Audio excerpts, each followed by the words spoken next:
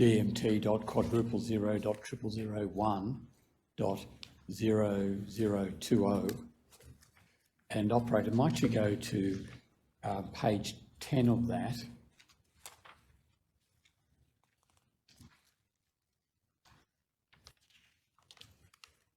.0029. Commissioners, you'll see there that, might you display paragraph 49 in the first instance, please?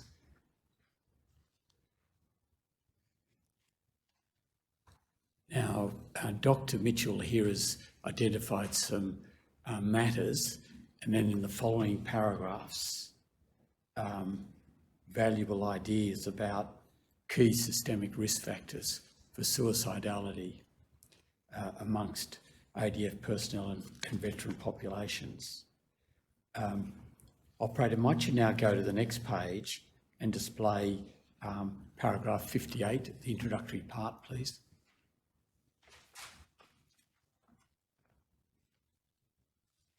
And here Dr. Mitchell turns to the identify the inherent hardships of military life that have potential to detrimentally impact upon the mental health and well-being of members and veterans. Now,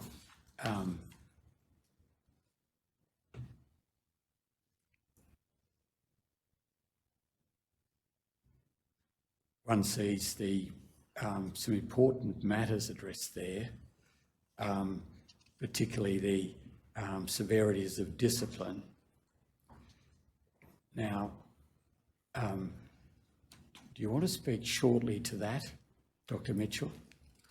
My pleasure. Would you like me to speak to the first paragraph 49? You can as well, yes. I mean, because I think that they dovetail and marry well.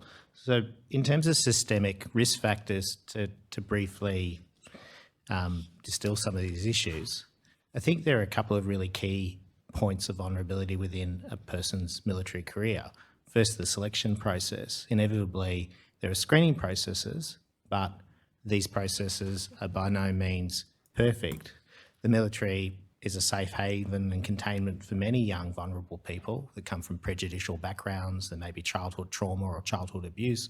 There may be all sorts of adversities that attract them to the military, and the military, rightly so, can be a great environment to contain some of these young people. But there may be pre-existing vulnerability to mental health.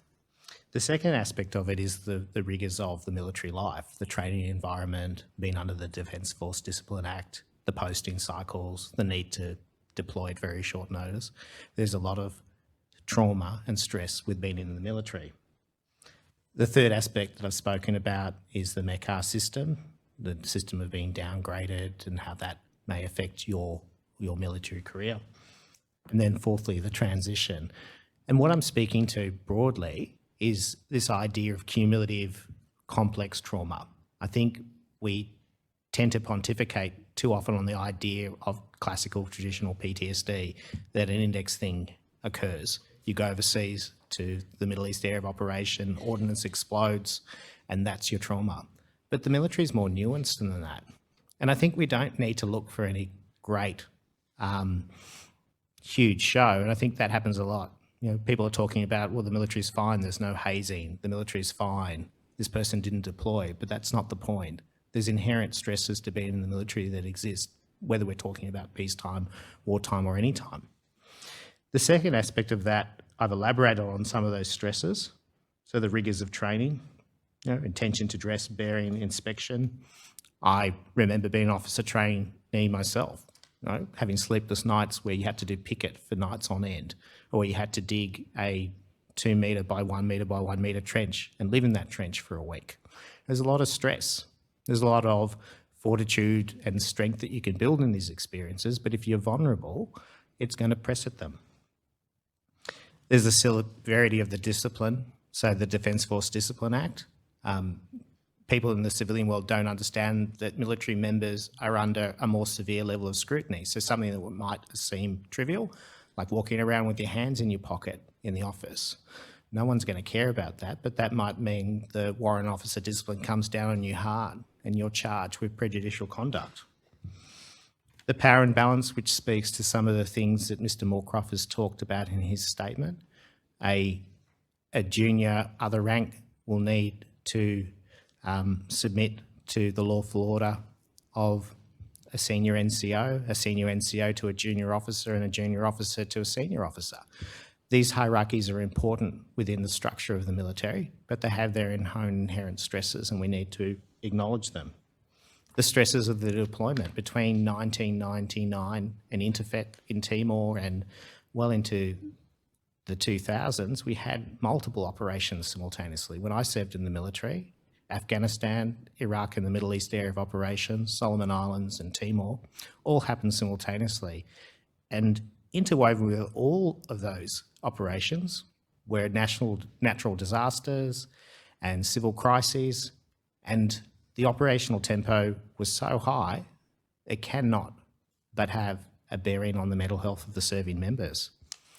And so I guess in a broad brushstroke, what I wanted to point out to the Commission was that this idea of complex and cumulative and longitudinal trauma, which is a different lens than looking at this traditional idea of index trauma. And that's what you're currently involved in, undertaking a study here on complex trauma amongst defence members. That's right. So my adjunct associate professorship at Charles Darwin University and my research group there, led by Professor Dan Bresington, we're currently undertaking a study with a Rainmaker grant to look at the prevalence of complex PTSD in serving members, mostly in the Northern Territory. Initial studies that have looked at this in the UK have estimated that complex trauma in veterans seeking help would be as high as 74%, as opposed to 25% of traditional PTSD. Our preliminary findings, and we're recruiting 200 veterans, their study that I referred to, which is the Murphy et al. Study, recruited from memory 177, we've found that it's about 68% of those members.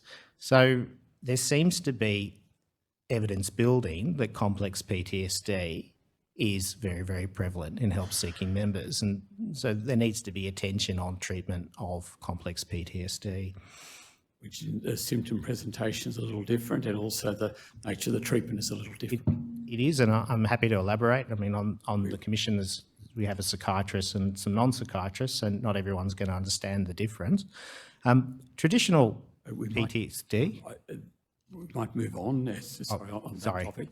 Dr. Mitchell's, this study of complex PTSD is referred to under Dr. Mitchell's recommendation 5, which is the paragraphs 120 to 121. May I interject at this point? Certainly.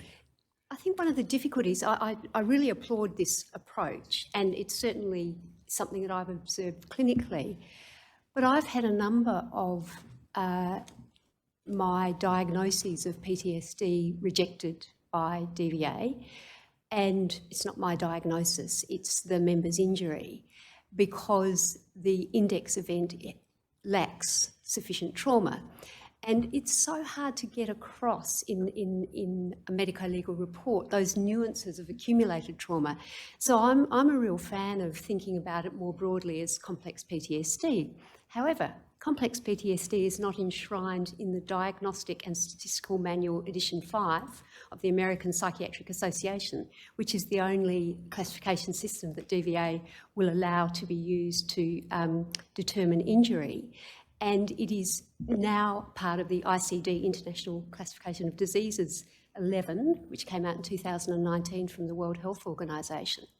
And so I can't use a diagnosis that clinically to me makes much more sense, and I think would get some of the members kind of over the line, because there is nothing worse than treating someone for trauma, seeing a successful outcome when a trauma approach has been used, and yet being told that that index or the described traumatic event or events are insufficient to receive that diagnosis. It's a real body blow. It's a visceral it's a visceral disappointment for veterans to be told that DVA don't recognise PTSD. Now, your view is that the DVA ought to be giving some careful consideration to employing the ICD-11. In addition to. And then introducing the notion of complex PTSD, which has a high incidence in veterans than it does in the general population. Just want to also just add to previous things. I mean, I think there's a real congruence in the opinions that we've all presented with regard to complex PTSD. In particular, I go into it a little bit in my response number 3, and that simple complex dimension is really important. To be fairly graphic, in my world, simple PTSD is often when people are shot. And everybody's doing their job, the enemy is doing their job.